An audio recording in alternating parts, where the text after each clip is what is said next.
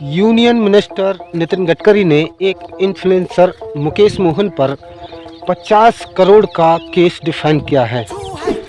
पता है उसकी गलती क्या है? उन्होंने एक न्यूज़ आर्टिकल को अपने एक वीडियो में पढ़ दिया। पता है, जब सत्ता में पावरफुल लोग बैठ जाते हैं तो कमज़ोर लोगों की आवाज़ उठाना बड़ा मुश्किल हो जाता है। तो इन्होंने, मुकेश भाई ने ऐसा ही कुछ मुद्दा बीफ एक्सपोर्ट कंपनी के ऊपर उठाया था, और जो बीफ एक्सपोर्ट कंपनी करती है उससे रिलेशन नितिन गडकरी जी का उसमें कुछ संबंध है। इसीलिए नितिन गडकरी ने मुकेश मोहन पर 50 करोड़ का केस डिफाइन किया है। आप लोगों को लगता है कि नेता ये आप लोगों के सगे हैं?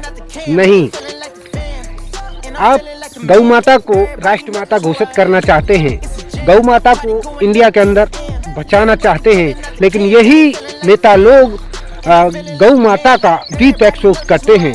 बताइए कैसे? और गौशालाएं, ये सारी जो सिस्टम है, ये सब नेता लोग गौ माता का एक्सपोर्ट करते हैं, गौ मांस का एक्सपोर्ट करते हैं। और आप लोग बजरंग दल वाले, गौ सेवक, सभी इन्हीं नेताओं की चाटुकारिता करते हैं। क्यों? ये जो मुकेश मोहन पर केस हुआ है, जिस कंपनी से रिलेशन उन्होंने मुद्दा उठाया है, वो बीफ एक्सपोर्ट कंपनी थी जो कई टन माल विदेश पहुंचाया करती थी, गौ का मांस।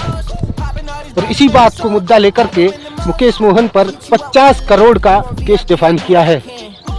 आप लोग हिंदू बने फिरते हो, लेकिन आपकी आवाज़ कोई उठा नहीं सकता।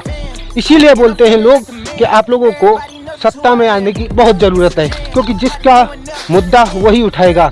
जो अपना लोग है अपनी बात करेगा, अपनी बात रखेगा, आपकी बात कोई रखने नहीं जाएगा, क्योंकि सब नेता लोग बिके हुए हैं, दलाल हैं। इस दलाली को दूर करने के लिए आप लोगों को एक पावरफुल आदमी को सत्ता में बैठाना बहुत ज़रूरी है। ये सत्ताधारी लोग हमको और आपको गुमराह कर रहे हैं। पता है कैसे? यहाँ छाता क्षेत्र के अंदर फरसा वाले बाबा को आप बहुत भली भांति जानते होंगे, जिन्होंने अपनी गौ सेवा की रक्षा करते करते अपनी जान कुर्बान कर दी, शहीद हो गए। गौ सेवक फरसा वाले बाबा।